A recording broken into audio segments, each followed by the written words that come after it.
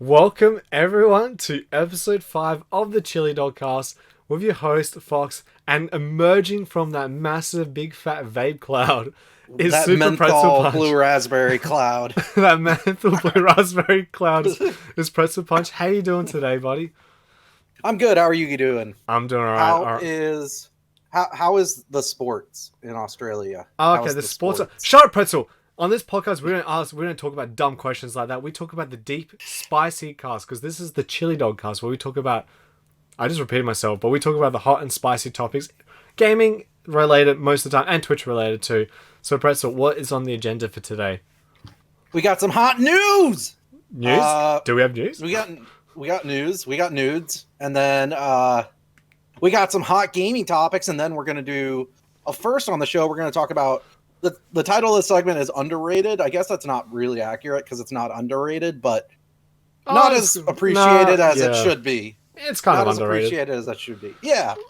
And we'll throughout the show we'll read chat, we'll answer questions, and then we'll have a Q&A at the end. Now, we don't have a proper question of the day, guys, but if you do would like to join in, I guess the best question we could ask is, do you guys pre-order consoles day one? So similar to last week, or was it the week before, about pre-ordering games, this is now dedicated to consoles specifically, and I guess, have you had a good experience, a bad experience? What do you wait for? What do you want? Yada, yada, yada. What convinces you to purchase the console? Are you a sucker to hype? Or do you just make your own decisions? So yeah, cool. All right, Pretzel, what's first on the agenda? News. News. All right.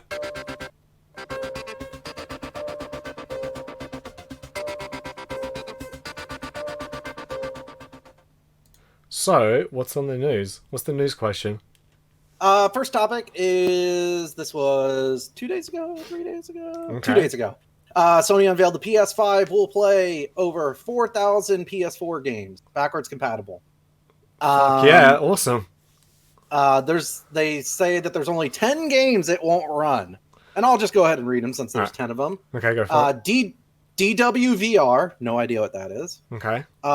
Afro Samurai 2, Revenge of Kuma Volume 1, Which has been removed off the store as well, by the way. Really? Why is that? Do you know? I don't know. Someone just mentioned it, so I don't think you can actually buy the game anymore. Oh, okay. TT Isle of Man - Ride on the Edge 2. That's a motorbike racing game. Okay. Just deal with it! Exclamation point. I don't know what that is.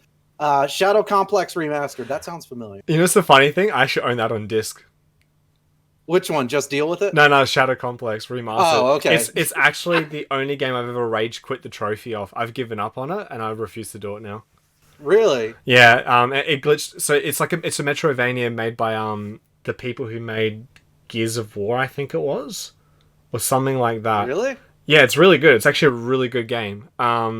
But yeah, like the trophy was finish the game under 2 hours, 100%, and like I collected every single item along the way, and then I got to the it was a 360 exclusive for ages before it finally got to PlayStation 4. Yeah. Anyway, I got to the end. Whatever, and like the 2 hours is like tight as well, the tightest 2 hours I've ever done. And yeah, one of the items, it just all of a sudden said I didn't have all the items. I was like, what the fuck? And I restarted it 3 times. I did 3 good 100% runs, and I was just like, I'm done. And I was like, that was it. And ironically, and the day after, my girlfriend broke up with me. So I still remember that day. The tightest 2 hours I've ever had was with Slappy.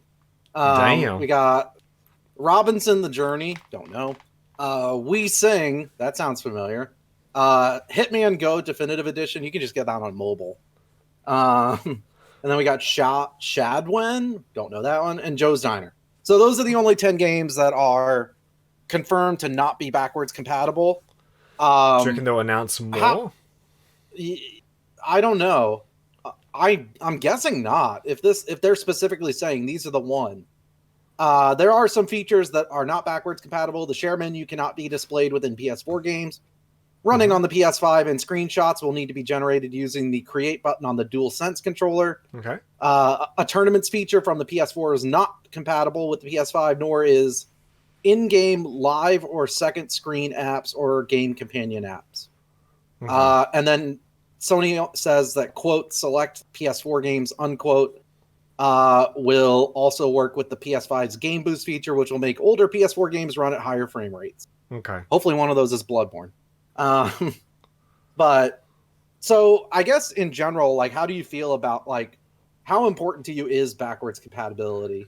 Pretty important because I want to play PS3 and I can't play it on stream. Yeah. It's annoying. It annoys me. Well, why can't you PS3 like on stream specifically, or you just can't? Period. Oh wait, I don't stream. I mean, so with the PS3, just the whole streaming, it's just a pain in the ass. Like if it was just if I just put the PS3 disc into the PS4 and play it, then that'd circumnavigate the problem. But now because I have to get all these cables and shit to get the PS3 to work. So yeah.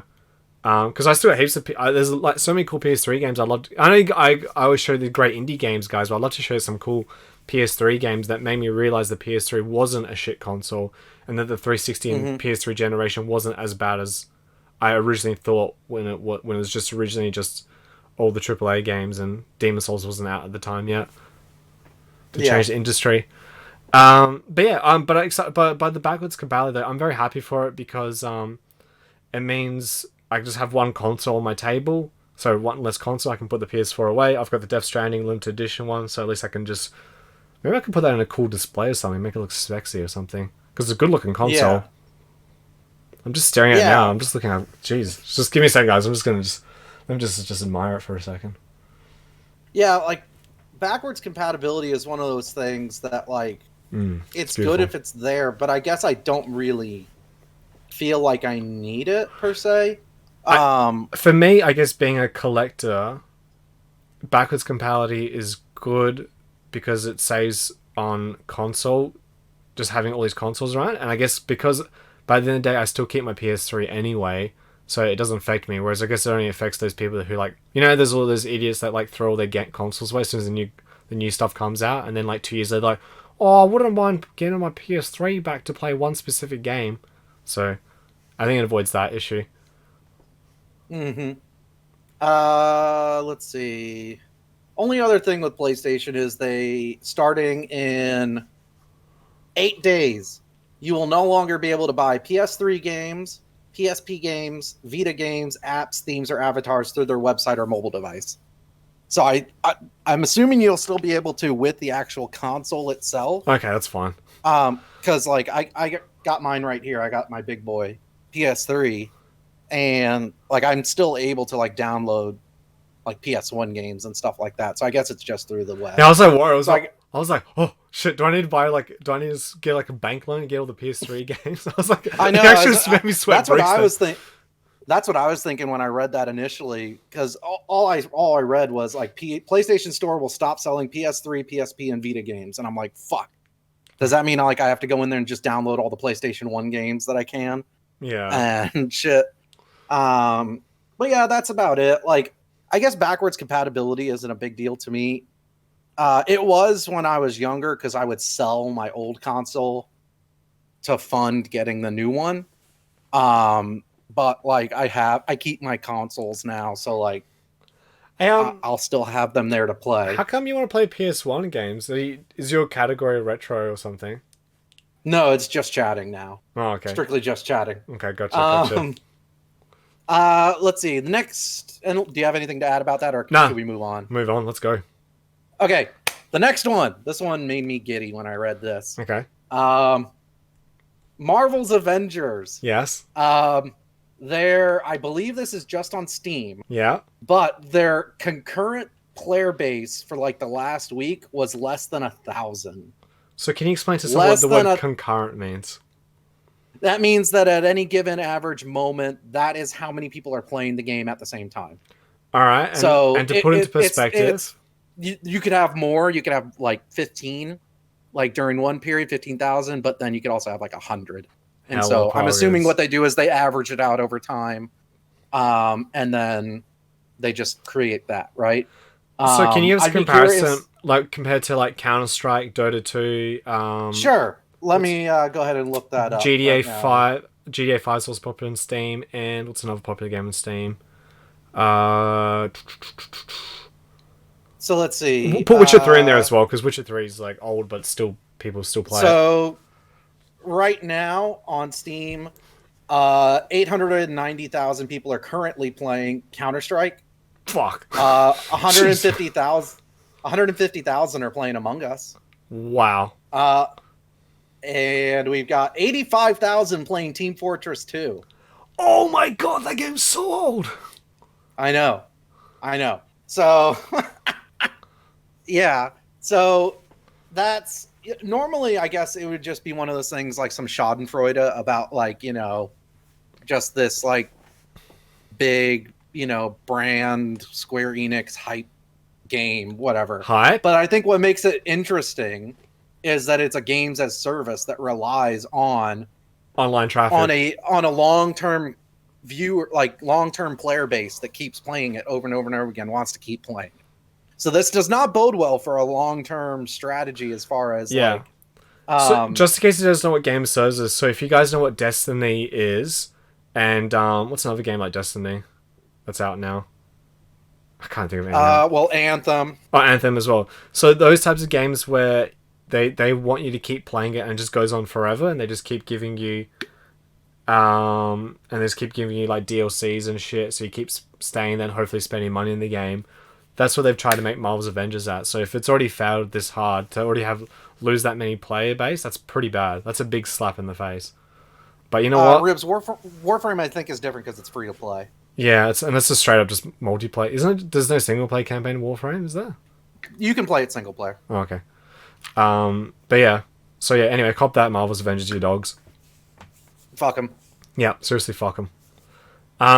Yeah, I guess that's what we have to say. Fuck them. Yeah. Fuck them. Okay, and then here's one that I told Fox I wanted to talk about. Okay. He told me to take the reins on this. Okay. So, I'm sure a lot of you are familiar with the game Star Citizen, and I use game loosely because it's not actually a game right now. So, if you don't know about Star Citizen, I'll give you the best synopsis of Star Citizen I can, without actually being involved in like the funding and stuff like that or the community. Basically, when was it? 2010 that Star Citizen began its initial funding, and what it was basically going to be this big open world, persistent universe, flight, space simmy kind of thing. Go anywhere, do anything.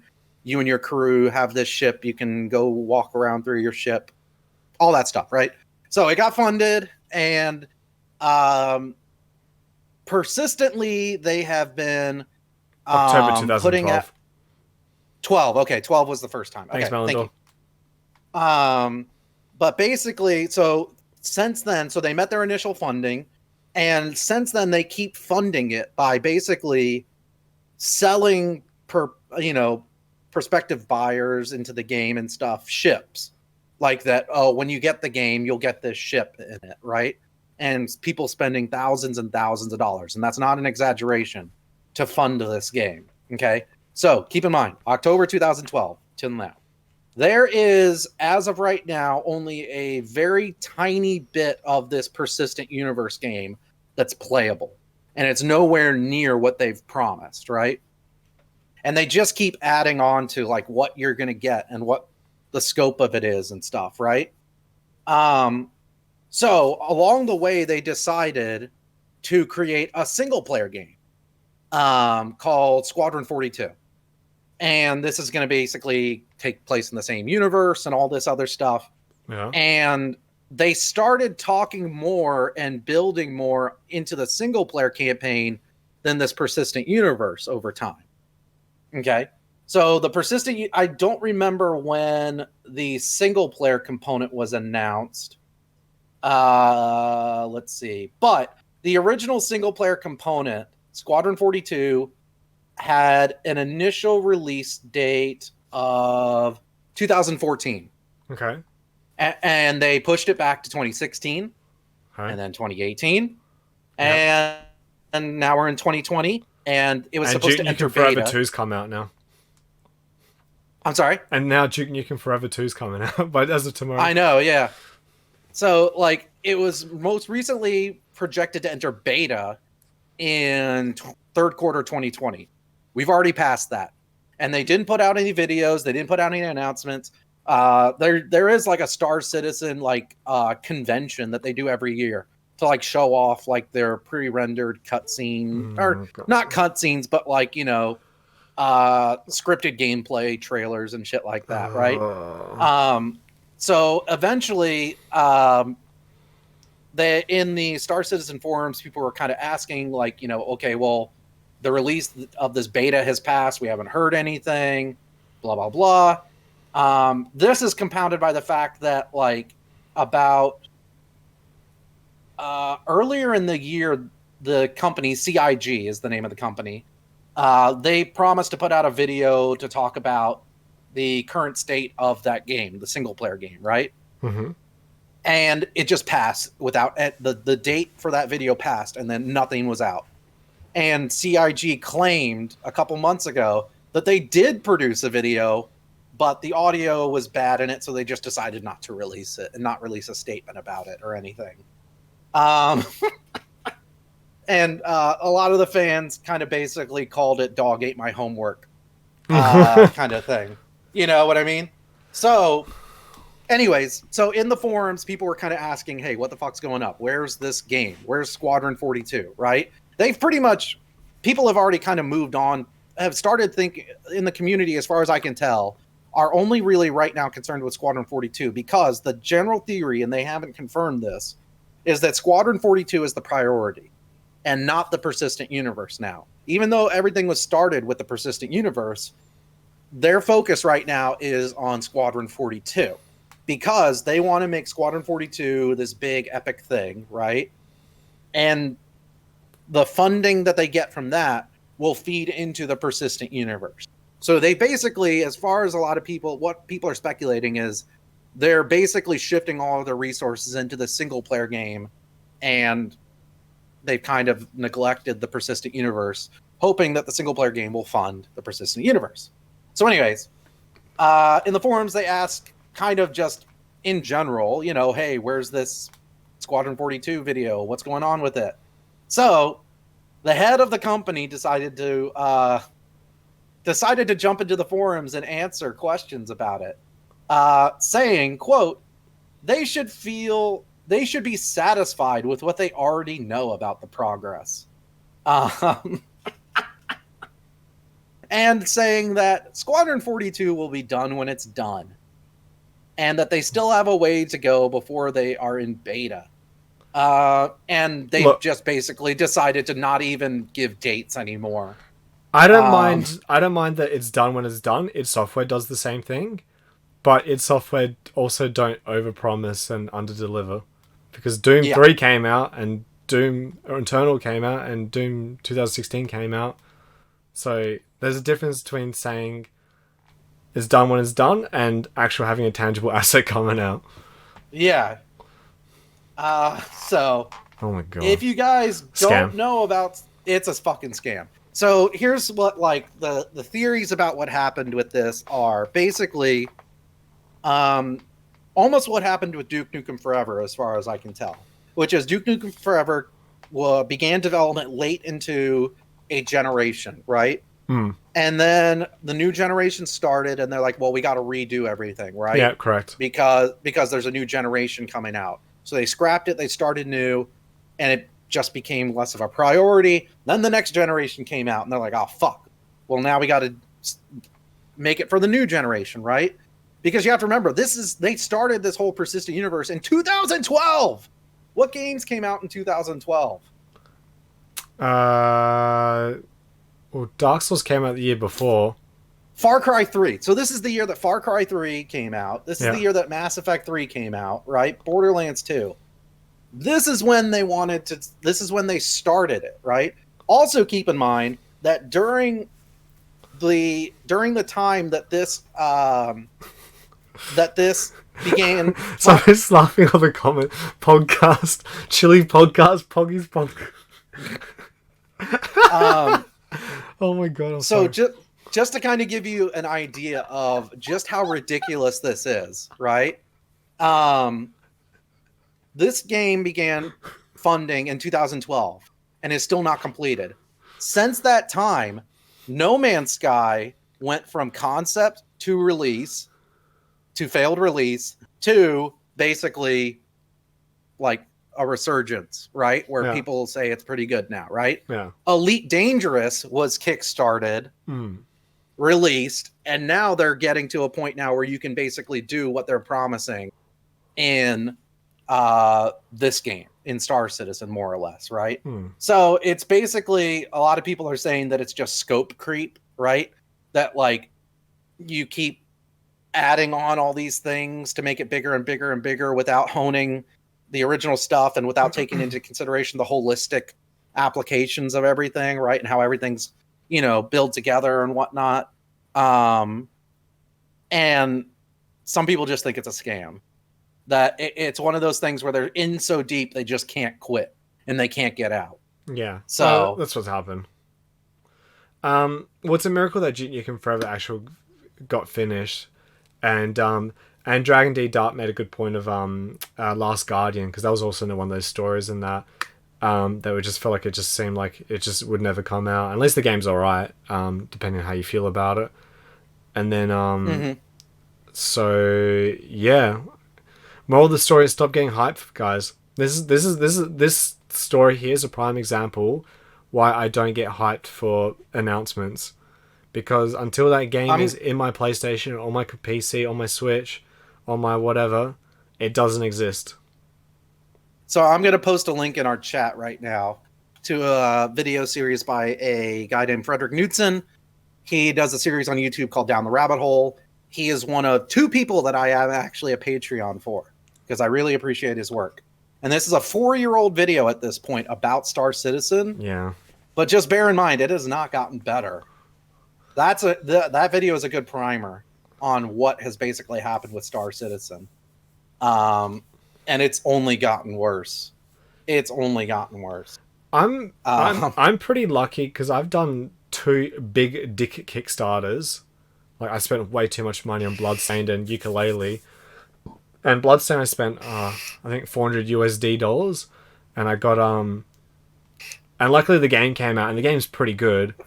But I don't know, I'll never do that again. And then I spent 500 Great British pounds on what's it called, on Yooka-Laylee, and that was definitely not worth it.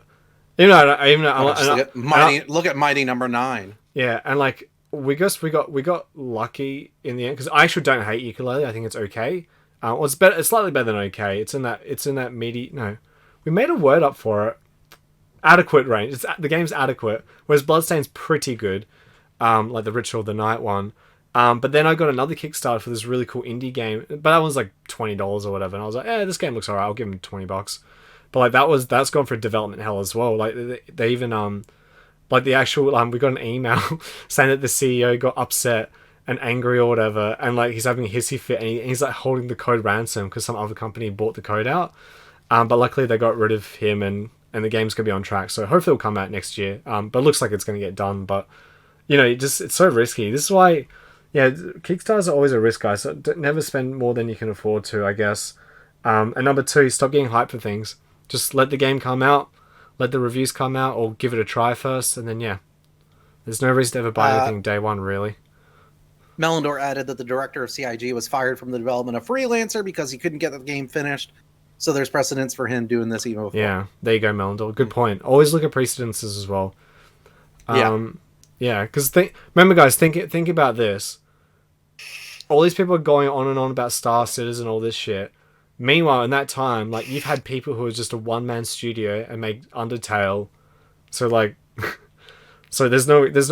Or the game we're going to talk about at the end. Yeah, or just, like, seriously, like, don't waste your time on this shit. Like, if you feel like the game's not coming out, like, if you see a game that you like, write it down.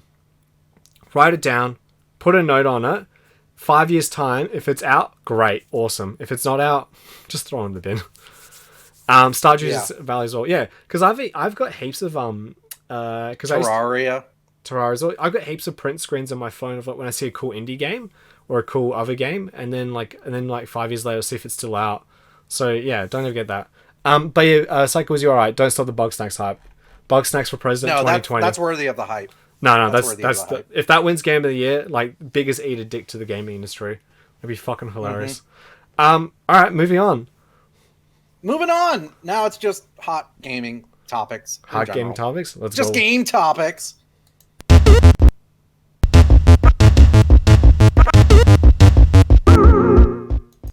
All right, gaming topics. What's the gaming topics?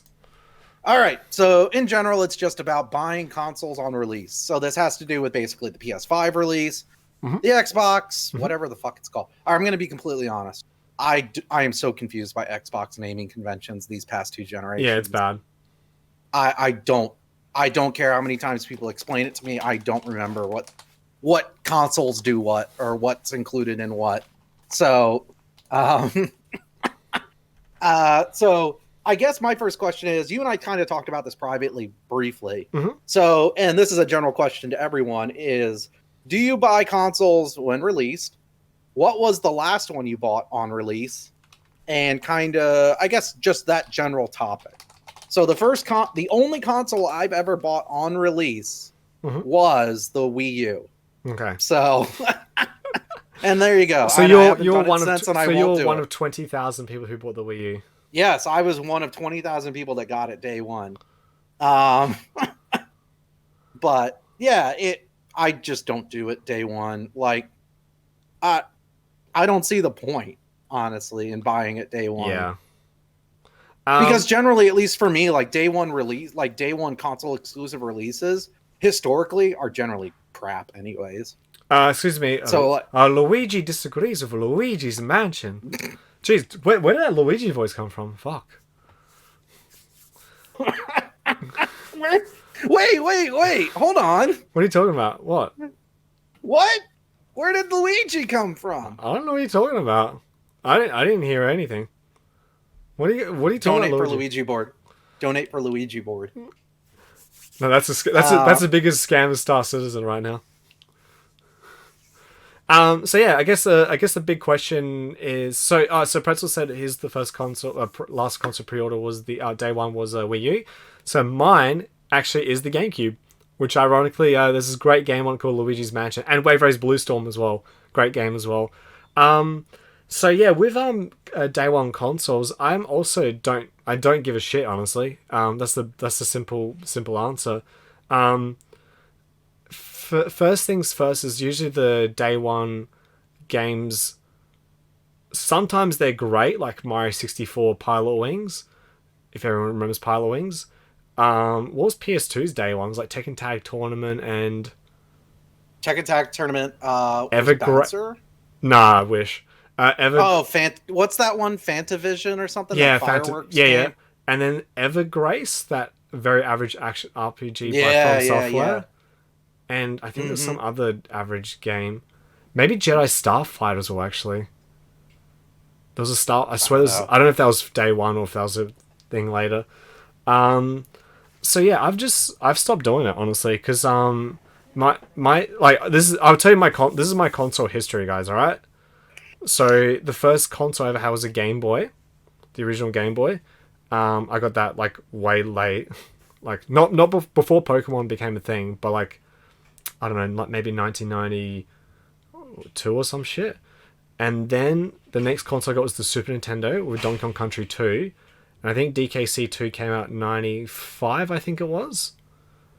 So that was my next console. That's way late for the Super Nintendo. Then the next console I got was a 64, which I got...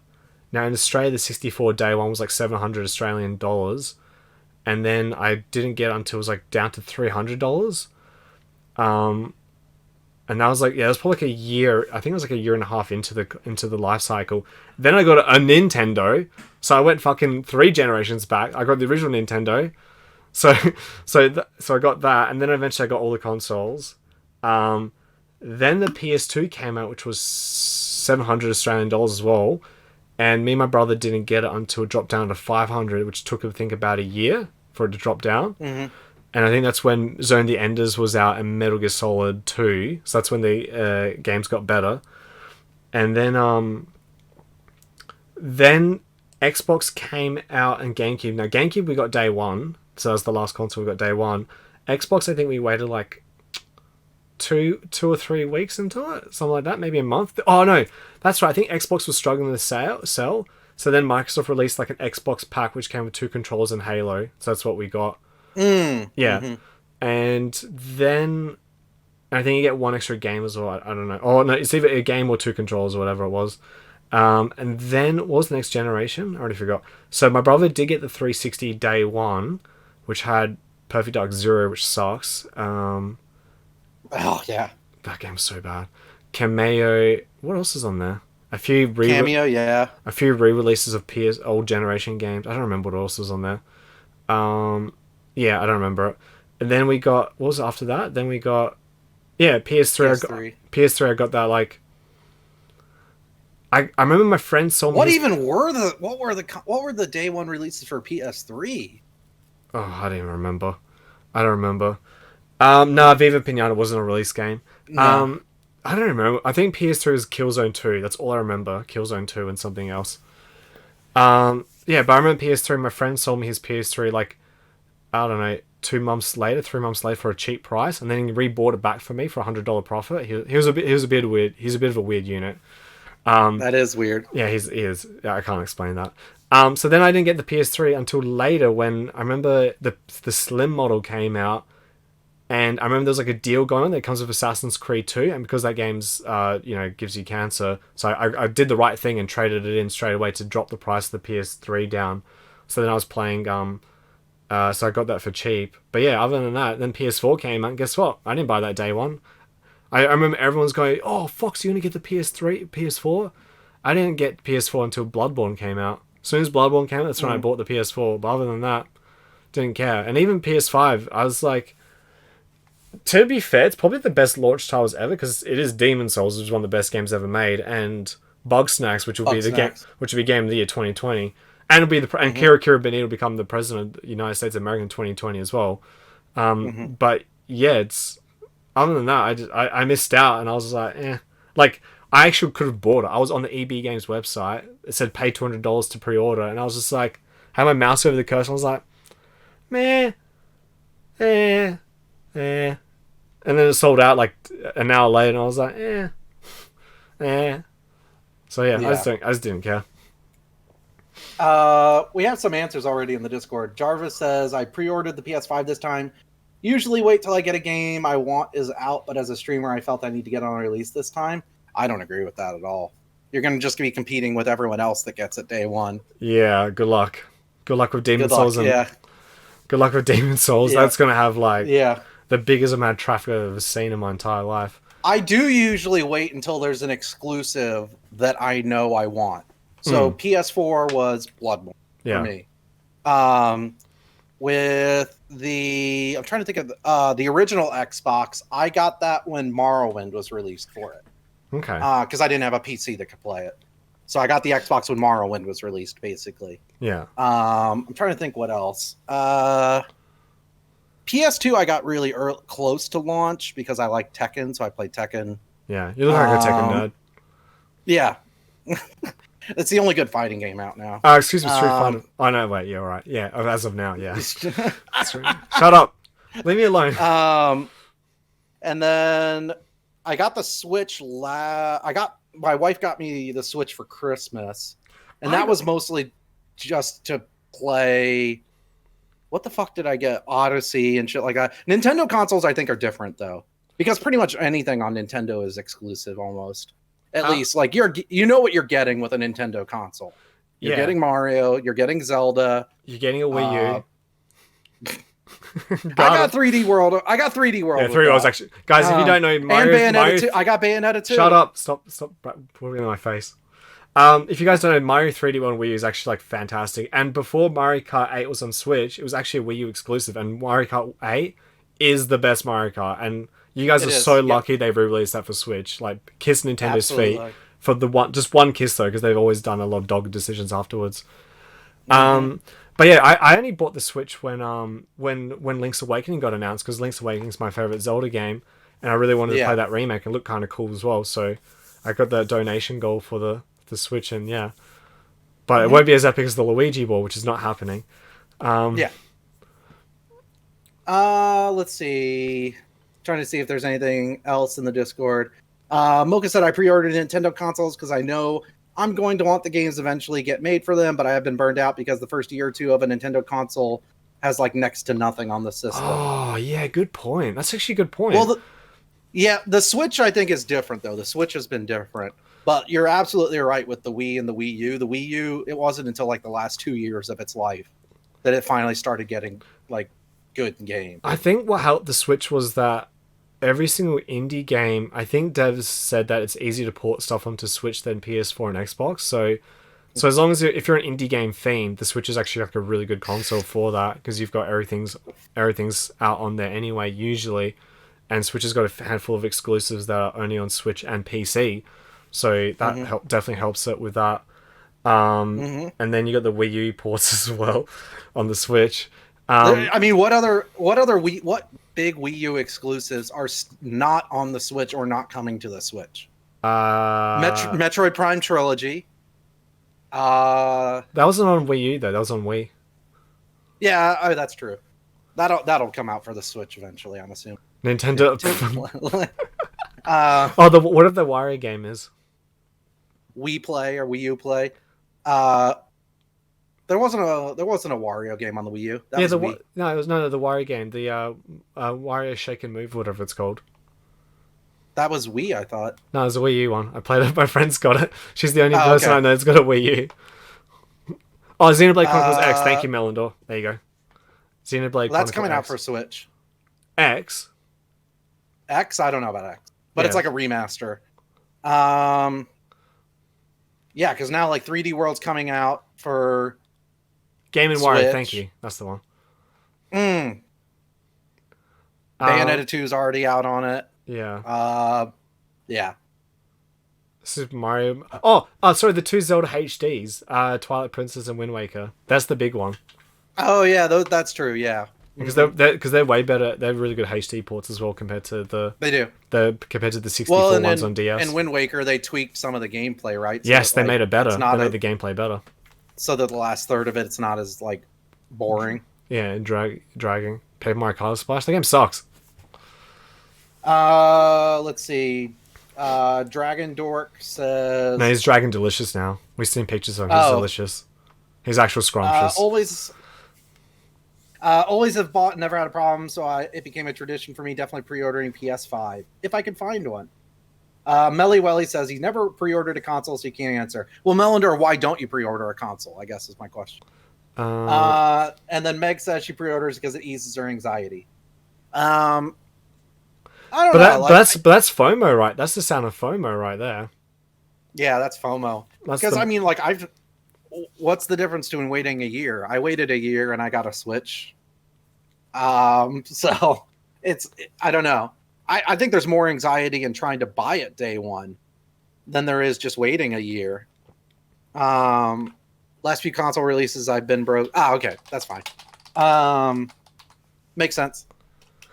So, but yeah, Melindor, because you've been broke and you couldn't buy the console, is it one of those things where you just like, fuck, I wish I had it, or you just like, I'm cool? Because that's a good question. That's a question on itself right there. Because like for me, like I said, when we bought the PS2, that we waited till the first price drop from 700 to 500, and then I remember, like the PS5 is probably the only time I actually considered buying it. Day one, and only because of Demon Souls and Bugsnax. And the Bugsnax is self-imposed hype, and whereas like Demon Souls is more like, I just love Demon Souls. But still at the end of the day, I was like, if I play it later, it's fine. There's always going to be that big community playing Demon Souls anyway, so and yeah, I'm still worried about the sound design for that game though, but yeah. And Mocha said another Wii U exclusive, Project Zero, Made of the Dark Water, which is worth a lot of money now. Yeah, that is true.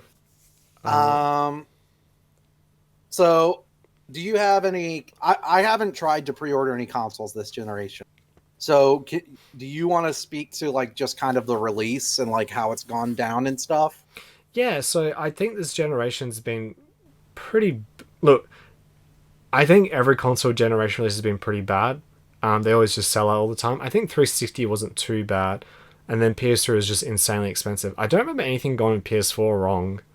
There's just no news on it. And I remember the Xbox had that issue where you had to be online connected, so if you had no internet, you were fucked with the Xbox. Yeah. And but yeah, with this PS5 generation, it was really bad that there was such a shortage that it was sold out so quickly, like within an hour in Australia, and obviously there's issues in America and stuff. And then I really don't like Microsoft with their stupid name convention. So if you guys don't know, so the new Xbox is called the Xbox Series X, and because it got sold out super quick, people were like, "Fuck, man, what do I do?" And then they've noticed on the market for sale Xbox One X, which is like the Xbox One X, which is like the better version of the Xbox One. So there's all these people that have actually bought the Xbox One X thinking it's the Xbox Series X. So that sales have gone up for that, not realizing they've actually bought the old console. And I think that's kind of dogged by Microsoft. Like, make your name different. Like, I'm not an Xbox player. I am so fucking confused by Xbox naming conventions. they should just call it Xbox 2. Like, if they want to, I just don't. if they want to restart the numbers, because I know they went Xbox 360, then Xbox One. They should just call it Xbox 2. It's just like I don't like. I feel like I'm pretty like.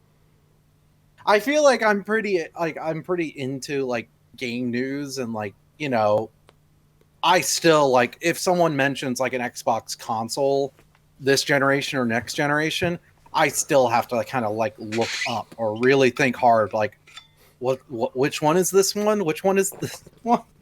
And the thing is like people make fun of like PlayStation like oh well what's the next console going to be named? The PlayStation 5? Well, you know what?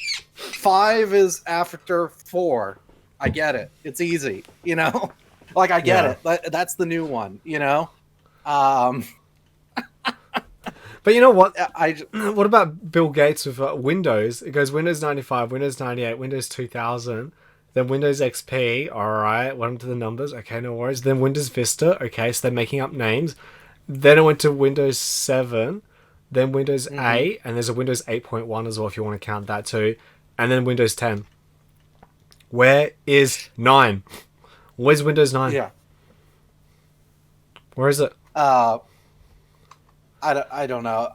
Oh, and Tom made a good comment there. There was a long time ago when people were selling Xbox's box because they were trying to confuse people, and then people were selling Xbox's boxes, like the actual cardboard box that the Xbox comes in, as a scam to like get money for the Xbox box.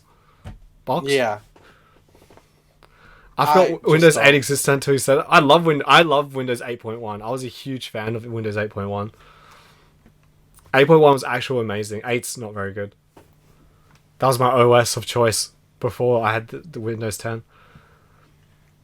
But the yeah. other thing is like the Series S, so that's their digital only console, right? Is that the digital only? Xbox Series S. Yes, it is. Xbox Series S is the small white box, and then Xbox Series X is the better version. But the Series X has 2 versions of that because you get the disc drive and the non-disc drive one. Wait, you can get a disc drive of the Series X as well, like a discless one. So there's 3 Xboxes. No, really? Yeah, there's the white one, and there's 2 black boxes, and the 2 black boxes has one's disc drive, one's non-disc drive. What? Yeah, I just remember that. I forgot about that. Does this come with Game Pass? Poggers? Hold on. Okay, so we got the Series X. Hold on. Xbox's box in an Xbox Series Xbox inside of Xbox One Xbox. That's fucking amazing. Let me read that again. Why you look that up? Xbox's box in a Xbox Series Xbox inside a Xbox One Xbox. That's fucking awesome. I love that. I'm gonna actually copy and paste that. I'm gonna print screen that. You just made into the print screens for that. That's beautiful. Only the best. It looks like I think there's only 2 consoles. The S, which is the discless one, and then the X, which is the one with the disc drive. Wait, what? There's the Series S, which is the non-disc one, Yeah. and then there's the Series X, Which is the which refrigerator. actually does have. Yeah. I thought there was a non-disc version of the refrigerator one. No, that's the S. Okay, my bad then. Sorry, guys. There isn't 3 Xboxes. There's only 2 Xboxes. Oh no. Well, you know what? I believed you for a second because It makes sense, didn't it? yeah. The one thing that I'm concerned about the S, like I actually wouldn't mind getting the S, the diskless one, but is it like what's the hard drive space on the Series S? It's like something stupidly small. Let's see. 512 gigs. That's it. On the Series S built in. Oh, that's bad. Because my PS4... Alright, 2 reasons why I got the PS4 Pro. 1, the fan. I just felt bad for everyone on my... if I, in theory, streamed, my theoretical stream, I felt bad for... Because you hear this, like... Ooh, and when I was playing, like, Medieval and Ghost of Borshima, and... Because the actual game was boring my PS4. It was, like, actual snoring. And then, what was the other one? I thought there was another game, but I was like, I can't handle this anymore. It's, like, annoying me. So then when I bought when luckily that idiot was selling the PS4 Pro for cheap, for the Death Stranding edition for 370 Australian dollars, that's like, and I was like, oh my god, and I haven't had to delete games every minute, because I used to have to delete games all the time with the PS4, but now I don't have to do it as much anymore, so at least I can keep, like, Enter the Gungeon on there installed, so whenever I feel like playing it, or anything else that I want to play. But yeah, 512, that's terrible, because these next gen games they're going to take up big dick I said dick space. Oh fuck it, I'll just say dick space. Moko, like, is kind of joking, but this is a legitimate thing. Yeah. Like, if you're a parent and you're going into Best Buy and you're like, I want to get a new Xbox for my kid. Well, good luck. How do you know what you're getting? Yeah, good luck. Good luck. Good luck.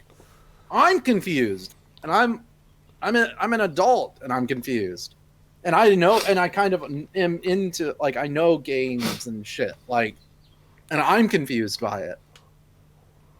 It's bad. Yeah. But you know what? Nintendo's got that Switch Lite as well. What do you think? Is that confusing? I guess not. I don't think so. Because by naming convention, it does make sense. Because, like, it is the Switch, but Yeah. lighter. So I guess that's on the parents' fault. Because I still think a parent would still accidentally buy the wrong Switch. Yeah. If they wanted to get a light Switch. Oh my god, Micah. That's for you, Eric. What was I going to say? I don't know if you're a parent, you buy the console for your kids without doing the research, you deserve to buy the wrong thing. For Brilson, I agree with that. Totally agree with that. Because, you know what, as a parent, shouldn't you care what your kids' interests are? Shouldn't you, like, ask the questions? I don't think what's up with these parents that don't care about their kids' interests. If they love the Xbox or whatever, or the PlayStation or whatever, they should at least, like, have some interest in what they do, in the hobbies are. That's just good parenting, 101. Just buy them Fortnite for the Switch, which doesn't come with an actual cartridge in it, just a code, and then V-Bucks. And V-Bucks, ooh. V-Bucks! Let's go, V-Bucks. Who spends $500 without research we buy? Even better. There you go for Billerstein. That's correct. Unless if you're a multi-millionaire, you have no like excuse. Like $500 is a significant amount of money. You should do your research.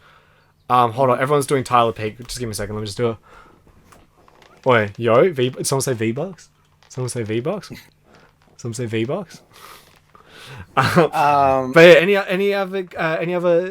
anyone else pre-order the consoles, or what's your history of pre-orders? Have you been burnt out in the past? Do you still do it? When was the last time you bought a console day one? Let me know. And do you even actually? I got a better question. Anyone who did pre-order the console day one, do you still remember the game you got day one with the console, and would you still recommend playing that game today? Ooh, that's a good question. Yeah. Because, like, what the fuck came out with the Wii U when it was released? Nintendo Land. Other than there were other ones. Hold on, I'm gonna look it up. Because GameCube, I still love Luigi's Mansion, and Luigi's Mansion is one of the best games. It's got Luigi in it. Woohoo! I hate Mario. Where did Luigi come from again? Shit. All right. Yeah, Luigi's Mansion's still a really good game, and I actually really like Wave Race Blue Storm as well, which no one even remembers that game, but I fucking love Wave Race Blue Storm on GameCube. And I guess Xbox Halo 1's still pretty decent. And then what else is there? PS2. There's a lot of people who love Tekken Tag Tournament, but no one talks about Fantavision as well. 64, you had, what's it called? Mario 64, which is still a classic. Pilot Wings, no one talks about that, but I actually still like Pilot Wings. It's probably one of the hardest games I've ever played in my life. And what's Super Nintendo's one? This is Super Mario World, which is a really good game still. Still a great game. Oh, isn't we... No, okay, and Switch had Breath of the Wild, which is... Well, I don't really like Breath of the Wild that much. But what else is on Switch, day one? Bomberman Zero, that's right. I kept making jokes about it to my friends. Like, why buy Breath of the Boredom when you can play Bomberman Zero? Mm-hmm. Okay, so Wii U, looking at their launch titles, I got Nintendo Land with it. What else did I get? Super Mario Brothers U. Yeah, those pretty, I don't like those. It's not very interesting for a Mario game. And then I got Scribblenauts. And I like Scribblenauts. Scribblenauts is cute. I didn't get Zombie U. Of all the games that like actually utilize like Zombie U is really good. Like, I didn't get Zombie U. What did Afro Fun to say? I remember pre-ordering Xbox game Watch Dogs. It got delayed. Oh, Afro, that was the writing was on the wall. You can tell they overhyped that game. All right, as long as you like it was Ubisoft. Yeah, Ubisoft. You should know. I never forgot day one when like the trailer came out for Watch Dogs. I remember some people, oh my god, that game looks amazing. And I was like, doesn't look that good. I got a feeling they're gonna over promote that game and stuff. And then like all of a sudden, and then the game came out and it sucked. And I was like, and I knew it. The wiring was on the wall. What else? What's the PS1's launch titles? Can you look that up? Wasn't Intelligent Cube one of them? Intelligent Cube was great. Can you just click on that list and go through all the games? Yeah, I will go through them. Yeah. Oh, Afro Thunder Watch Dogs 2 is amazing. I love that game. But yeah, number one sucked. Right. So which one did you want? PlayStation? Yeah, just go for it all. Jumping Flash. Oh my god, that's a rare game. I love Jumping Flash. It's a good game. So for the US launch, just go off of US, I guess. I'm in Australia, you dipshit. There's no Australia on here. Fuck. And then so we got Air Combat. Is that Ace Combat? No, not Ace Combat. Air Combat. But is Air Combat the American name, and they changed it back to Ace Combat when Ace Combat 4 came out on PS2? No, I don't think so. Okay. And then we have Battle Arena Toshinden. That one was pretty good. ESPN Extreme Games.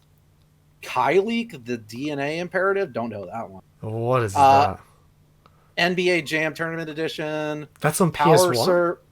Yeah. What the fuck's that game? I've never seen that on PS1. Power Serve 3D Tennis, The Raiden Project, Rayman. That game's rough. Rayman 1 is insane. That's the Dark Souls of platforms. People talk about Crash Bandicoot. No. Rayman 1 is the Dark Souls of platforms. Oh, and then we got Ridge Racer. Oh, and then here's an underappreciated one. Street Fighter, the movie, the game. That was a launch title? Yeah. Total Eclipse Turbo and Zero Divide. Don't know those two. All right. That's a 64 only had Pilot Wings and Super Mario 64. Yeah, both of them are good games. Yep. Dreamcast. Right. Fuck yeah, Dreamcast. Dreamcast had a great launch. First we got Arrow Wings, which is pretty good. Air Force Delta, never played it. Blue Stinger, not bad. I don't mind that game. It's an interesting horror game. Expendable and Flag to Flag, don't know those. House of the Dead 2. Oh, don't make me come. Hydro Thunder, which was pretty good for Dreamcast. Monaco Grand Prix, racing game. Mortal Kombat Gold. Yeah, that game sucks. NFL 2K and NFL Blitz 2000. NFL Blitz 2000 was fun.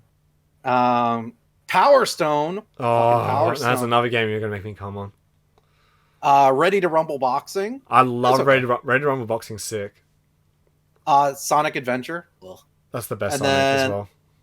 Oh, here we go. Soul Calibur. Oh, I didn't realize it was a launch title. dude, the Dreamcast had the best launch titles ever. Because I still think Soul Calibur's excellent. I still think Power Stone's excellent. Sonic Adventure, I think, is probably the best Sonic game made, possibly. 60% of the game's good, 40% of the game's shit. What else is there? What'd you say? Oh, I like Radio Rumble Boxing's pretty good. And Hydro Thunder was pretty good. And Hydro Fun is pretty. So I think Dreamcast is number one here. All right.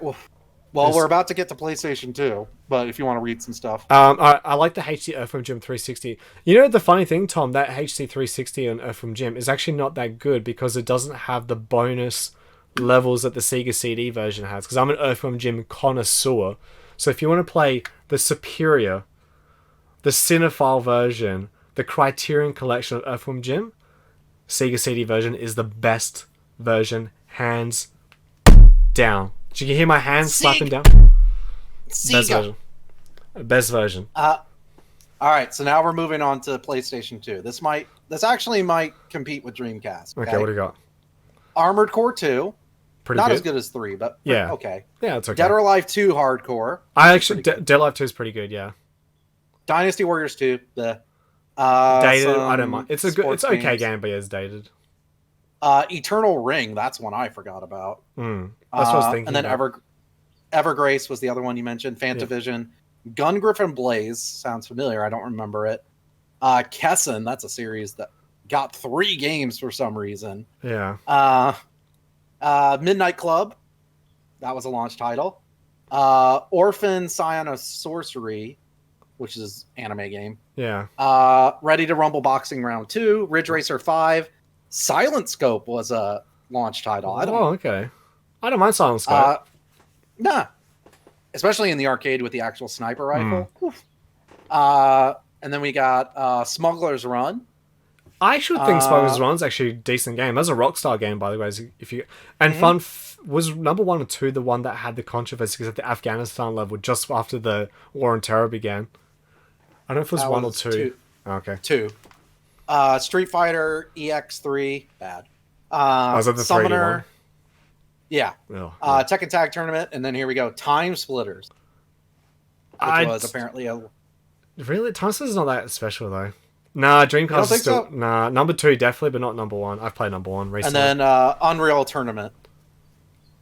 So PS2 and Dreamcast had a lot, but yeah, I think Dreamcast still wins with Soul... Because Soul Calibur I'd still play today, and Power Stone absolutely today. Because I still prefer Power Stone 1 over 2 as well.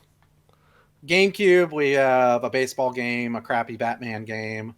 What was the Batman game? Crazy Batman Vengeance. Okay, don't remember that one. Crazy Taxi. BMX game, Disney Tarzan. Luigi Mansion, football game, hockey game, Rogue Squadron 2, Super Monkey Ball. Tony Hawk's Pro Skater 3, and then Wave Race Blue Storm was good. Yeah. So that Rogue Squadron game, that's actually good, but I don't like it as much as the 64 first game. But that's like another discussion. I actually want to make a video on why I think Rogue Squadron's one of the best Star Wars games ever made. GameCube one's not bad, though. Do you want to move to PS... I'm actually curious about PS3 and 360, because I don't remember shit. Oh, yeah, we'll get to it. So, Xbox, we had Shrek. Oh, that game's shit. That's a Banjo-Kazooie. Halo was a launch title. Yeah. Oddworld, Munch's Odyssey. That's a pretty good game. Dead or Alive 3. I like Dead or Alive 3. Yeah, 3's fucking good. Project Gotham Racing. Decent. Okay-ish. Dark Summit, which was a snowboard game. I remember that. The evil fucking snowboarding game. Yeah. The storyline. Yeah. Mad Dash Racing, don't remember that. Cell Damage, I remember. Cell Damage is excellent. The cel-shaded car combat I do like that game. Bunch of sports games. Arctic Thunder, which is just Hydro Thunder with snowmobiles. And then Fusion Frenzy and Tony Hawk's Pro Skater 2X. So that was Xbox. Wait, Tony Hawk's Pro Skater 2? 2X, yes. What is that? I've never heard of that. Is that like a HD version of Tony Hawk's 2 on Xbox? I don't even know. I reckon that's rare. I'm going to go on eBay, look, see how much it's worth. So in Japan, when the Xbox got released, they got Onimusha. They got Genma Onimusha. Oh, that's a good game. And Silent Hill 2 as launch titles. You mean Um, this game right here, right there, boom, on yeah. Xbox. Let's go. Let's go. All right. 360 launch. Okay. Amped 3. Amped was pretty good. Condemned. Criminal I Origins. like it. Like, well, I know you say you don't like it anymore, but I don't mind it. It's okay. Uh, and then we have Gun, the Neversoft game. Yeah, I remember that game's not too bad. Cameo, Elements of Power. That one's okay for Uh, the Rarewares games. bunch of sports games. Need for Speed Most Wanted, which is a remaking, right? Need for Speed Most Wanted. That's the one they're remaking. Are they? Yeah. Wow. I believe so. Why would you And remake then we it? have... Just make it better. I don't Just know. make a good Need for Speed game. It's not that fucking I don't hard. Perfect Dark Zero, which was garbage. Yeah. Oh yeah, Peter Jackson's King Kong. I remember that one. That game is excellent. I remember that one because that was the one that they like in like Best Buy and all the other game stores and electronic stores. That was the demo that they showed to show how awesome the Xbox 360 was. And I'm not gonna lie, it was impressive seeing that. King Kong, like the rain effects and shit like that. King Kong is one of the best Ubisoft games they've ever made. Like, not even joking. It's really well made. Yeah, it's not bad. It's pretty underappreciated. Yeah, it's such a good game. Project Gotham Racing 3, Quake 4, Ridge Racer 6, golf game, and then Tony Hawk's American Wasteland. Okay. PS3. All right, PS3. Blazing Angels, Squadrons of World War II. Game. Call of Duty 3. That's when it was still World War II. Yeah. Genji, Days of Blade, but that was a PS2 game as well. No, that's the second game. So Genji, Days of Blade is the sequel. So the original Genji came out like the second, like I think there's like a year between the two, or 2 years between the two. It's a shame because Genji was actually a pretty cool game. I actually wouldn't mind doing a retro stream for Genji. What? I have that game. I got both Genjis. Yeah, has a beautiful instruction manual as well. The PS2 game. Marvel Ultimate Alliance. That's okay. Mobile Suit Gundam Crossfire. I remember that one. Sports games. Resistance. That was a launch title. Resistance: Fall of Man. Yeah, I don't remember. Ridge Racer 7. There's a fucking Ridge Racer game on every. But the sad thing is, Ridge Racer aren't even that good. Yeah, I know. Golf game. Tony Hawk's Project 8. God, that's another Tony Hawk game on launch. And then Untold Legends Dark Kingdom? What the fuck is that? Untold Legends Dark Kingdom. It's a Sony Online kind of... I don't know. Yeah, Tom, go delete that comment. No promoted Clash of Clans in the chat. Let's see. So Australia's release was different than the US release for PlayStation 3 because you guys got it 6 months later. For the PS2 or PS3? 3. What? We got it 6 months late? Yeah. You got it in March of 2007, and we got it in November. It's because Mad Max came out, so we were just stuck in a desert wasteland. We couldn't get any deliveries. So the ones that are different, the ones that were released with Australia's launch are Def Jam Icon. Cool Enchanted sound design, Arms. but nowhere near as good as the second Def Jam game. No. Let's see. Motorstorm. Sonic the Hedgehog. You guys got Sonic 06? That's a launch title. Damn. The Godfather. Splinter Cell Double Agent. And Virtua Fighter 5, and then tennis and a snooker game. There you go. Wow, PS3 sucked. Imagine being one of this... Dude, if you bought the PS3 day one in Australia, you're an idiot. I'm sorry. Actually, no, I'm not even sorry. You're an idiot. There was maybe Splinter Cell, but yeah, other than that. All right, you ready for Wii? Okay, go for it. Avatar: The Last Airbender. No. Call of Duty 3. Cars. No. Dragon Ball Z. Budokai Tenkaichi 2. That one's a good fighting game. Excite Truck. Some tie-in games. Twilight Princess. Twilight Ultimate Princess Alliance is excellent. again. Yeah, Ultimate Alliance. Need for Speed, Carbon, Rampage, Total Destruction, Rayman, Raving Rabbit, Red Steel. Red Steel's pretty cool. SpongeBob SquarePants, Creature from the Krusty Krab. Okay. Another Super Monkey Ball game. Tony Hawk's Downhill Jam. Trauma Center. Trauma Center's pretty cool. And then Wii Sports. That's it. Damn, I'd only just buy Wii Sports and Zelda, Yeah. and maybe Red Uh, Steel. do we want to go on to Xbox One and PlayStation 4? Yeah, I'm curious. What came out on those consoles? Okay, Xbox One. Okay. Ass Cree Black Flag. Um, Battlefield 4. Call of Duty Ghosts. Dead Rising 3. Forza 5. Connect Sports Rivals. Murdered Soul Suspect. Another Need for Speed game. Plants vs. Zombie Garden Warfare. Rise Son of Rome. Remember Rise? That No, piece of shit but game. yeah, I remember that game. Thief, That's a shame the that remake game of sucked. Thief. Titanfall. No, And- Titanfall 1's not that good. Tomb Raider Definitive Edition, Watch Dogs, Zoo Tycoon, and then Zumba Fitness World Party. Oh, that was Japan. But Okay. it's the same thing in the US, except add on to it Lego Marvel Superheroes and Skylanders. Okay. There you go. All right, That's a PlayStation 4. rough launch. Oh, It's yeah. just, Well, wait till we get to there's such PlayStation. boring games. Wait till we get to PlayStation 4. Alright, yeah. All right. It's on good. Angry Birds Star Wars. Okay, good. Classic. Ass Creed Black Flag, Battlefield, Call of Duty Ghosts, FIFA, Injustice, Gods Among Us Ultimate Edition, so that's just a port. Just Dance, Killzone, and then the one. What is the game? So what game do you remember when they were touting the PlayStation 4? Do you remember what console exclusive do you remember them really hyping up before the PlayStation Wait. 4? Is that Order 1886? No, not Order 1886. That wasn't a launch title. Oh, Knack. Knack. Yeah, Knack. And then we got Lego, Marvel, sports games, Need for Speed, Skylanders, and then Warframe. That's it. That's it. Wow, PS4. I think that's the worst launch. I've heard Killzone Shadowfall's probably the best Killzone game, and Knack as a meme people like Knack, but no, it's not as good as Knack 2. Yeah. But yeah, that's a terrible launch. I don't know. Xbox One, PS4. I think they're both tied for bad. Oh yeah. Let's get to the Switch launch. All right. Okay, so we have 1-2 Switch. Remember that? Yeah. No. Just a bunch of mini games. Yeah. Just Dance 2017, Yeah. a Skylanders game, Super Bomberman R, Yes. For the boys. and then Breath of the Wild, and that's it. That's horrible.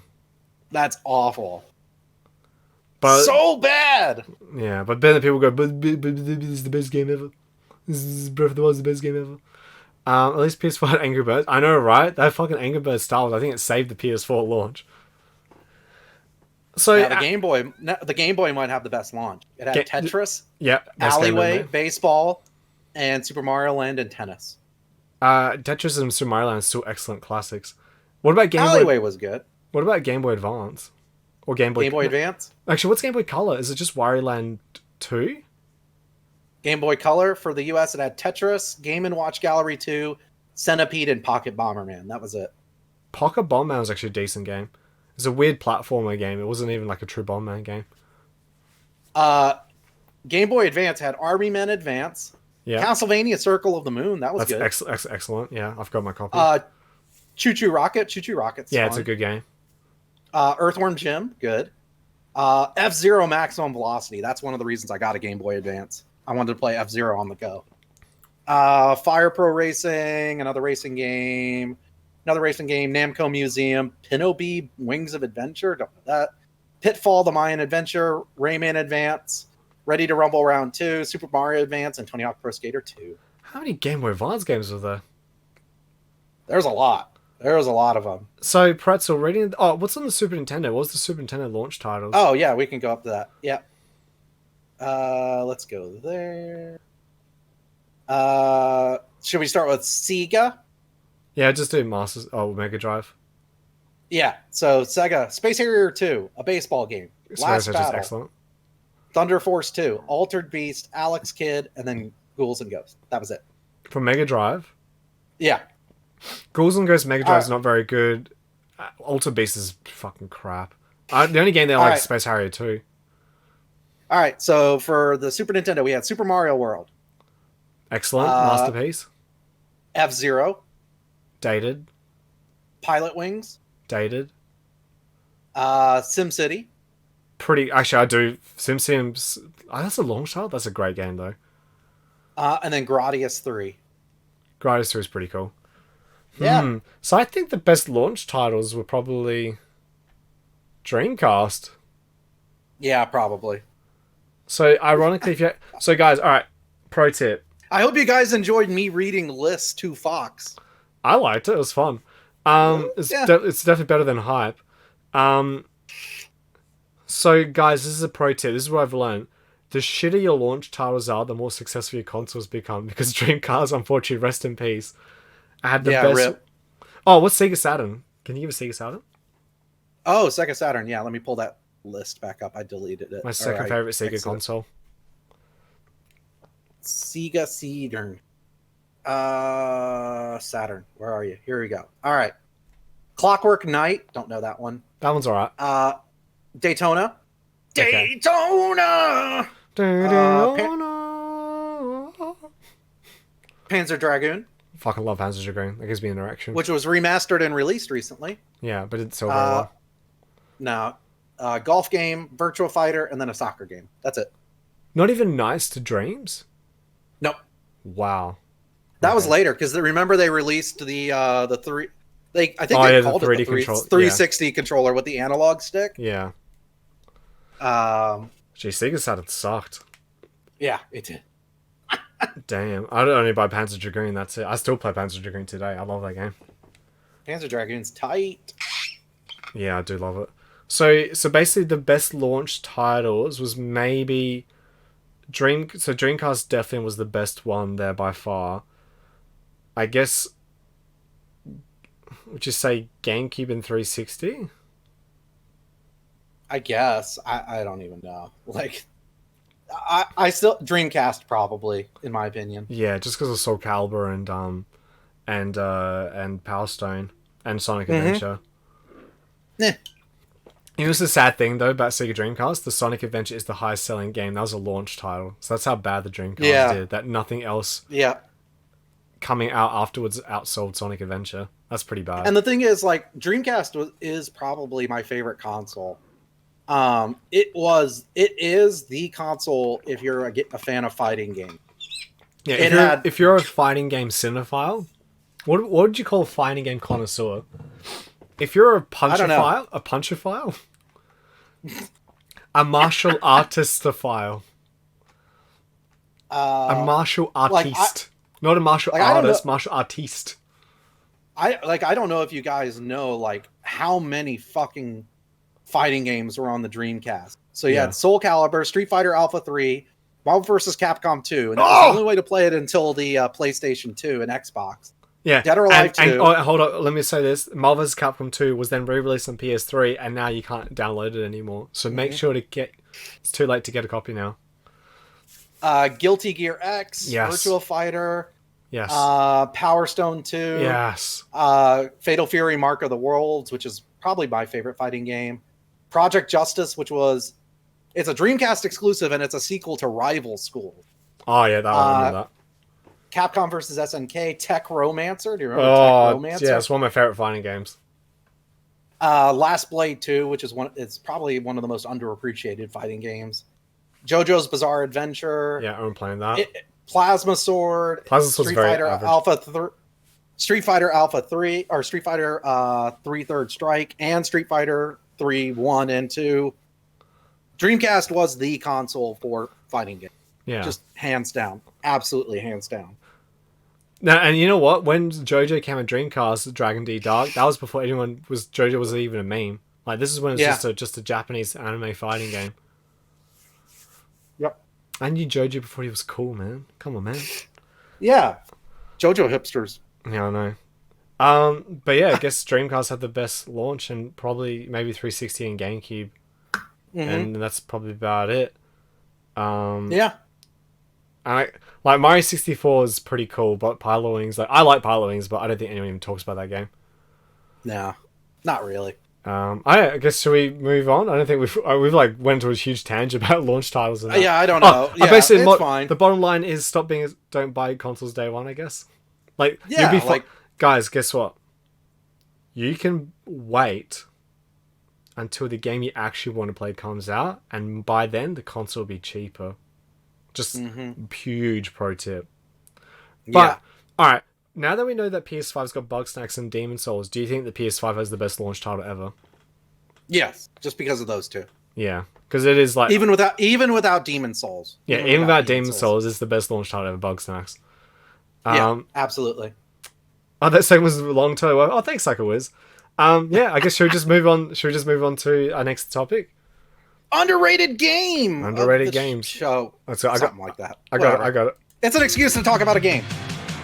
Underrated game of the show. I don't think that one. Oh, I didn't activate the thing where it turns off after it's done. So I was like, how long does this go for? And then I had to turn it off manually.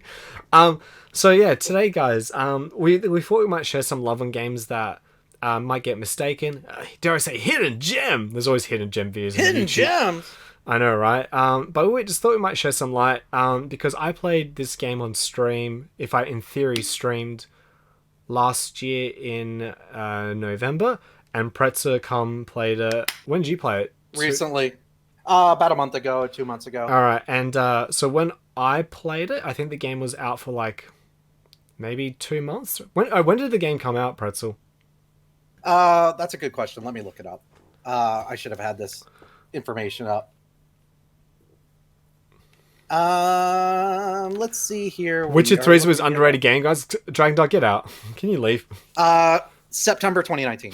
Okay, so when I played this game, so the game was out for roughly 2 months at the time, and I remember there was a sale on PS4, and I bought heaps of indie games. I bought Children of Mortar, the game we're about to talk about, Watam, and which is the game made by the guy who made Katamari Damacy, and then I think Untitled Goose Game, and like there was a sale, indie game sale, and I got this other game. Anyway, I was playing with Tom. I was enjoying the game, but like the trophies were too annoying, and I was like, guys, I'll do the trophies off stream. We'll play something else. Prisma comes into my chat. Shouts out to Prisma, my spicy Brazilian boy. Comes in, he's just like, dude, you should play that game. Play that game. And I was like, I really want to play Children of Mortar. Like, so something like Children of Mortar just stuck out to me. And I was like, oh, all right, I'll play it. This game, I'll never forget. Like, the game starts. The screen goes flashing colors. It starts. The music invigorates your ears. And you're just like, huh? Where am I? You're in heaven. And it's on PlayStation 4 and Switch and Xbox and PC. And you're just like, whoa, what is this? And I remember just turning the game on, and then 1.5 hours later, because the game's very short, the game was done. And I was just like, what the hell was that? That was the best hour of my entire life. And I was just like, what a masterpiece of a game. I was just like, what is like in my head? I was just like, whoa. And I remember everyone in the chat was like, damn, like that was a game. And same when I played it. And like I remember I had people come into the chat like really late, be like, oh, what are you playing? And I was like, dude, you gotta see this game, man. And I like had it installed on my hard drive. I often play another game, and if someone comes in and be annoying, I'll be like, shut up, and I'll just like put that game on just to troll them, and then they'll be like, oh wow, the game's sick. I'm like, so Pretzel, would you like to reveal the name of the game? Yes, it is Assassin's Creed Valhalla. No, oh my god, that game is so hype. Dude, have you seen? Oh my god, it looks so good. It's Sayonara Wild Hearts. Sayonara Wild Hearts. That's the real game. It's Sayonara Wild Hearts. There's no way Ubisoft would make a game that would go for an hour long. They would lose. No. Their shareholders would be selling that stock harder than I Did Your Mum Last Night. Something like that. I don't know. Yeah. So it's one of those things like I was kind of that's why I said underrated. It's called underrated, but like I guess maybe within our closed circle it's not as underrated, but I kind of when I played it, I assumed like a lot of people had played it, they'd seen it. You know what I mean? So like, but I was surprised when I played it. I think it was for my anniversary or something. And how many people had not heard of it or not seen it or not anything. And just how many people decided like to buy it, or at the very least, like just download the album or pull it up on Spotify or whatever. So if you guys don't know what Sayonara Wild Hearts is, it's basically, the way I describe it is it's a combination of a video game and a concept album mixed together. You're basically playing a game attached to a pop concept album, and like the colors, the graphics, The color? narrative, color. It's got color, so you know it's good. Yeah. It is without a doubt one of the best games I've ever played, hands down. Yeah. It top 10 for me easily. So Uh, I'll put that in perspective as well for me. Like, I've finished over, like, easily over 1,000 games in my life. And, like, Sayonara Wild Hearts was that good that it'd probably be, like, in my top... Like, I have a top 300 list. It'd probably be, like, in like, the top 20 or even 10. Like, it's just such a fucking well-made game. It's just... It, like, transcends a game. It's, like, an experience plus a game plus... Like, I've never played a game that... Most, like 99% of people who are watching it, when they watch the game, they either go, what is this? They either say, what is this game? How do I get the soundtrack? What console is this on? Can I get it now? Oh shit, I just bought the game now, and I've also ejaculated my pants too. Like, yeah. that to me is like, that is the pulling power of this game. It is just in fucking insane. And Yeah. and yeah, what you were saying there, Pretzel, about underrated. Like, there's nothing wrong. Like, I know the game did get nominated for best album from the Game Awards. And that game is, yeah, like, it did get nominated for an award in the Game Awards, but it's still hidden. And remember, Pretzel, remember when I played Vanquish? Like, that game's 10 years old and people still didn't know what the fuck Vanquish was. But everyone knew what Bayonetta was, but no one knew it was fucking Vanquish. Mm-hmm.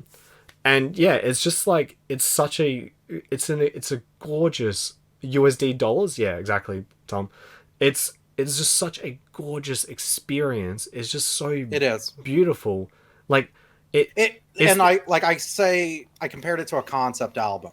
So kind of like how like with certain like music albums, like the whole album like has a theme running throughout it. So like Arcade Fire Suburbs, right? Yeah. Has an entire theme running throughout it. And so listening to it from beginning to end gives you a holistic view of this theme and this tone and the shifts and stuff like that, right?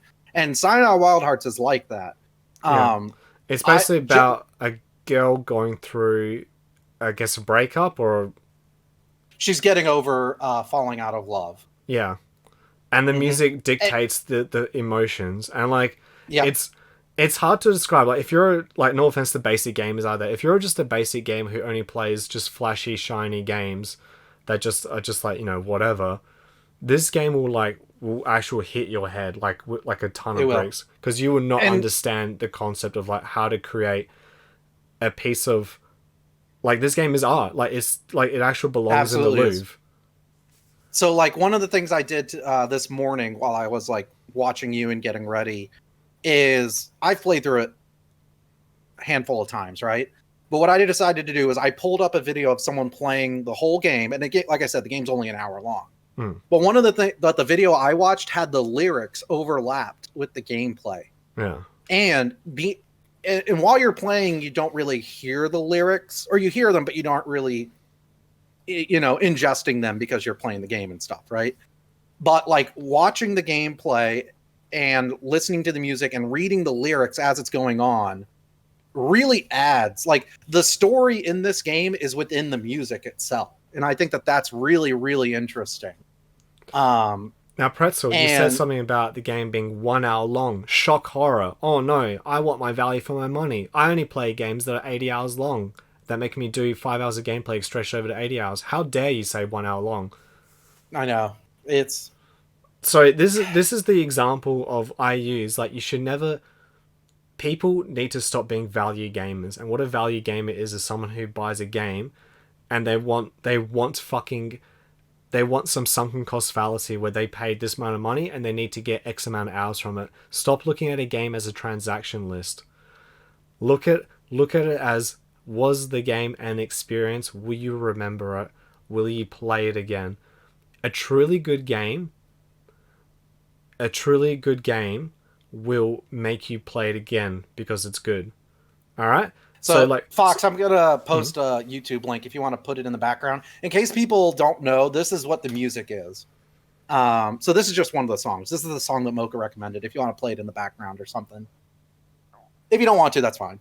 yeah. But it's the music is amazing. Absolutely, like the worst criticism I have for the game is some parts are forgettable. That's about it. But like taking whole like it's one of those games where like I don't know about you, Fox, but like I Mm. don't play any one part of this game. Like I don't pick a level and play that level. I start from the beginning and I just play to the end. Like I can't. It's really hard for me to pick one level and just play that level. I want to play it from beginning to end because in isolation it doesn't really. In isolation, like some of the songs and levels are better than others, but on the whole, that's where the best experience is, in my opinion. It's the ups and downs. It's like the music swelling with certain moments and the music being more somber and then leading to like uh more upbeat and stuff. Um Things like that, you know? But one thing I didn't know that I just realized, do you know who the narrator in this game is? Yeah, Queen Latifah. Queen Latifah. Yep. It's just like the game. It shouldn't work as a game, but it just does. Like it's what is there for Bill Sign? I agree we can't afford to buy lots of games. I personally have to buy games for it, so I had to get lots of time out of my games. Yeah, but now you've got yourself into a mindset where you're only buying long open world boring sandboxes, so that's all your gaming experiences will be, and then you don't get to really experience what else games can offer for you. So my only solution to that problem is either stop spending money on sandboxes and just divvy up that money to try different games out, or just wait for it on sale. Either or, that's the solution to your problem right there. Because like it seriously is an experience. Like it's you won't regret it. And like the game's 1 hour long, right? We've already said that, but like I've spent 10, 15 hours on it because I got the platinum trophy for it. It was just excellent. Mm-hmm. And like and some of those sandbox games is just literally 4 hours of one thing, and then it's just repeated like 40, 50 hours. Like the point of games is to be fun from beginning to Yeah. end. Like Have you? like Yes, Mocha. I've heard the so the if you listen to the demos and unused tracks in the game, they're interesting. They're very acoustic, okay, I want to hear it. and they're really interesting to see how they went from that to what's in the game now. Um, I I do not buy into at all. Uh, More time spent in a game is more value. I No, just don't buy it at all. No. yeah, it's Like just some of my favorite games are relatively short. This is one of them. It's an hour long. Silent Hill 2 is what, 10 hours long? I think it's shorter than 12 that. hours? It's shorter than that. Yeah, What else? Uh Metal Gear Solid 2 yeah, and that's short. 3 are less than 14 hours each. Yeah, What else? Trying to think like what some of my favorite games are. Bloodborne's only like 30 hours long. Bloodborne's short, yeah. Like I don't know. I'm the kind of person that I would rather get high. I'd rather get a lot of quality out of a short period of time than less quality over a longer period of time. You know, um, that's just me. I'm a big believer in that games should be used to push the boundaries of what games can be. There's nothing wrong with making, a certain, FPSs or action games or this and that, but it's always refreshing to see what a game can do because when it does it right, because you can't simulate. I don't think if you made a Sayonara Wild Hearts movie, it probably wouldn't have the same impact as the game. Mm-hmm. Because it's kind of like because you don't expect to be hit by this because you got the controller in your hands and you're like, all right, what's this game going to be about? And then you just play it and it's kind of like a drug trip effectively, this game, that it just like holds you in. And like the music's just insane. Like you just like I really like would love to like go to every single basic gamer's house who just plays the whatever big game uh the marketing they market you to play, and then what's it called? Then you've got and then just hit them in the face and see what their reaction is, because I honestly think the average person would be like, wow, this is actually something special. Because it So is. Psycho Wiz said that he watched the video I posted. He got chills. I'm not gonna lie. When I was watching the video earlier of the lyrics and stuff over the music, I was getting chills just watching gameplay and listening to the music again. It just there's very few games I can say that create like. So I've talked about this before, like in my own videos and on stream. When it comes to movies, that I tend to get attracted to movies that create emotional feelings, not and so like story itself is not important and stuff. It's more about like what does it make me feel, right? And I feel that way about like just art in general, It's more about does it like evoke feelings and emotions in me? Does it make me feel something, right? And Sayonara Wild Hearts does that more than any I would say more than any game I've ever played. Yeah. Period. There's not too many games I can say that like consistently evoke emotion from me in one way or another. Like even just talking about it, I just get like even a bit of goosebumps me too. as well. It makes me want to play it again.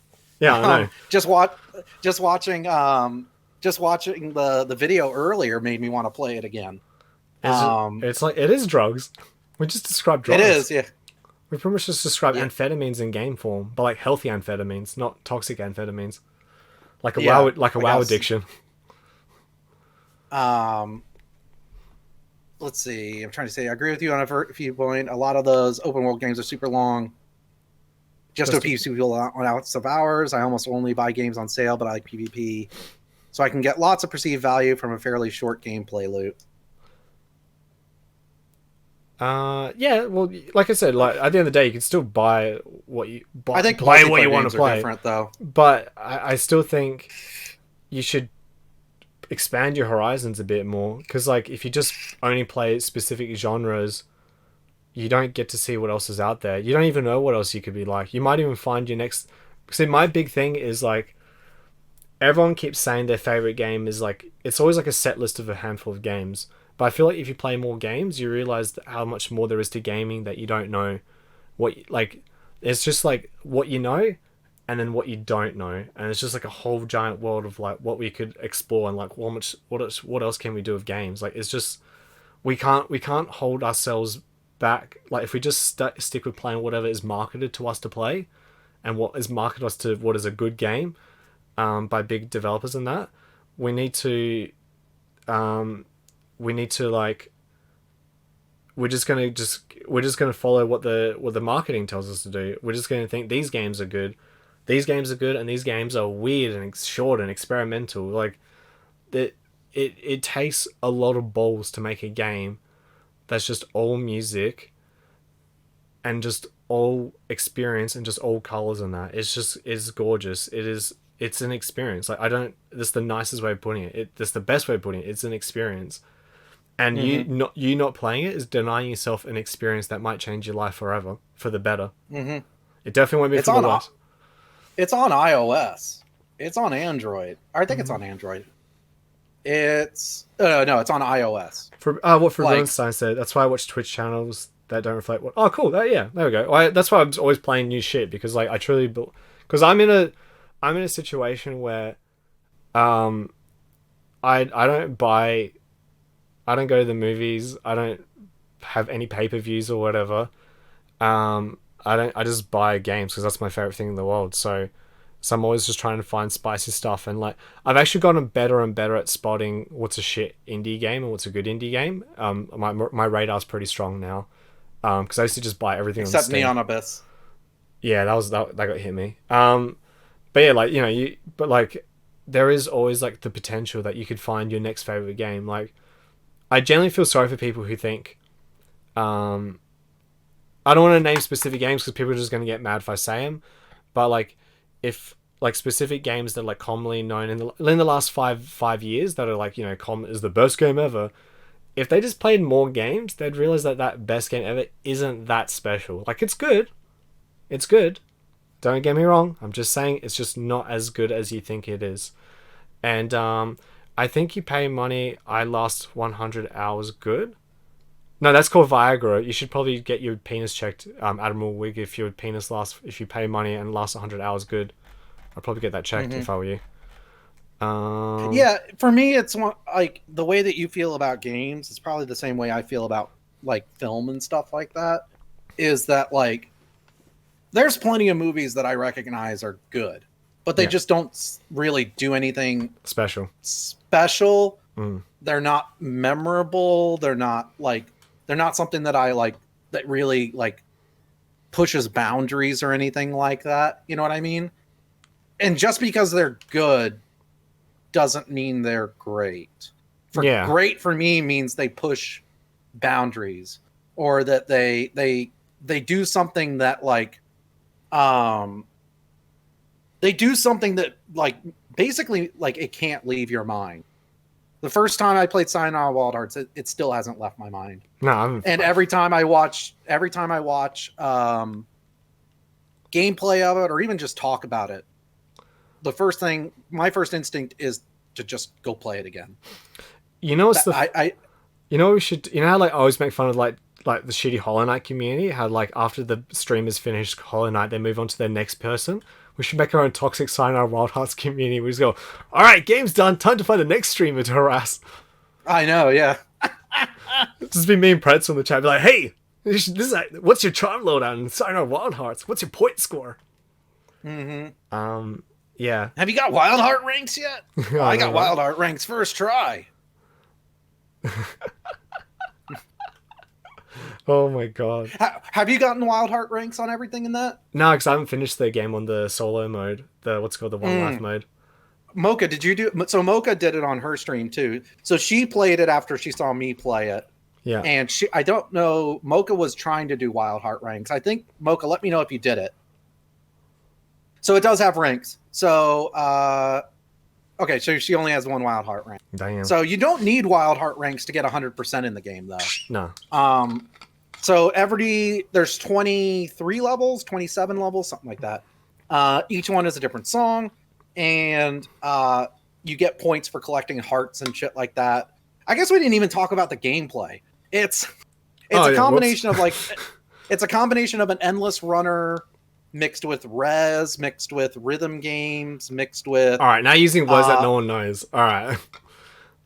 I think the best way to put it is imagine you're on a bike or like you're running, so the game's constantly moving you, and you've got to time your button inputs usually to the beat of the song, and you've got to dodge obstacles as well. You've got infinity lives, so don't stress, you won't die. It's easy. You're not gonna fail at it. Like if you play well, you get a gold star.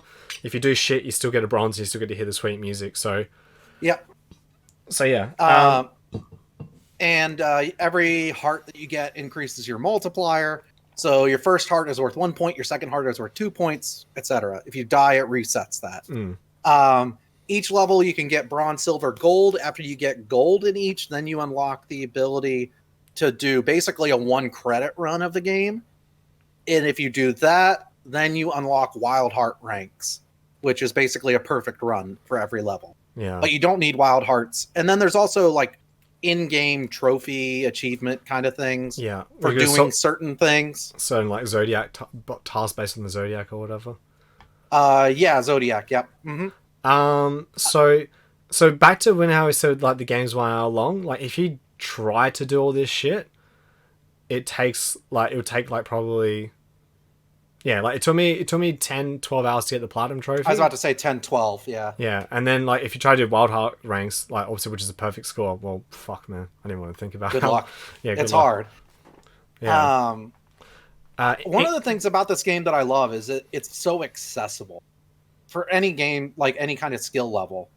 It's one of those games where like it doesn't matter if you're a hardcore gamer or a filthy casual or whatever, right? Like it's follow the hearts, move around, hit the button when they tell you to, know what? and just kind of enjoy it. But if you're a hardcore gamer, then you can push yourself to like get higher scores and shit like that. I just realized you could probably play the game blind as well.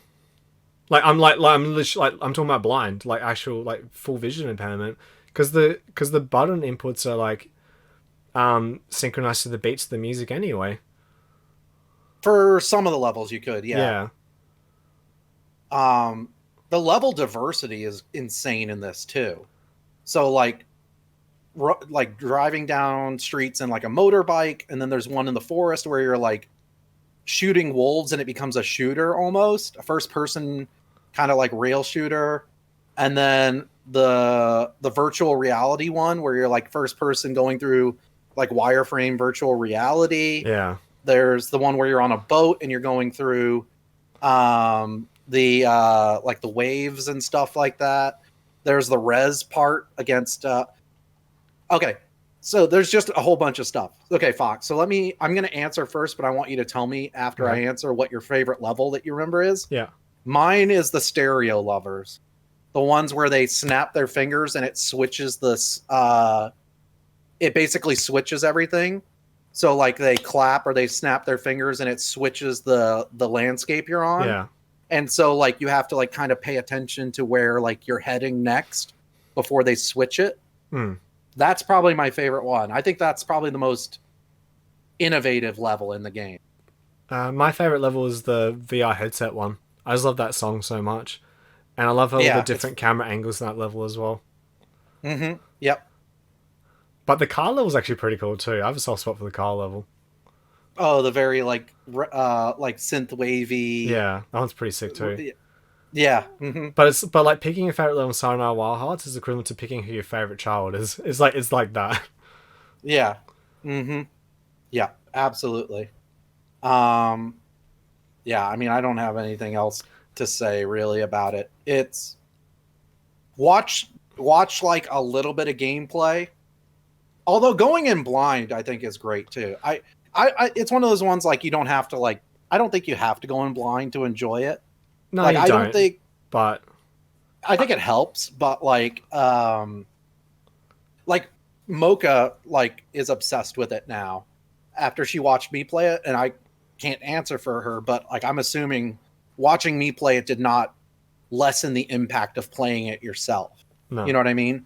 Playing it with your headphones on, volume bumped up, and just like really getting into the rhythm of the game and kind of, you know, it's a game where like the story is told through the music, through the visuals and stuff. And it's a simple story. It's a girl falls out of love and learns to let go of that and to kind of be okay with herself and to live with heartbreak and to move past it. Which I'm sure everyone in this chat has at least suffered heartbreak at least once. Yes, not Poppy though. No. Poppy But breaks hearts. Yeah, he's a heartbreaker. Yeah. He actually created the storyline because he broke that poor girl's heart. Yes, exactly.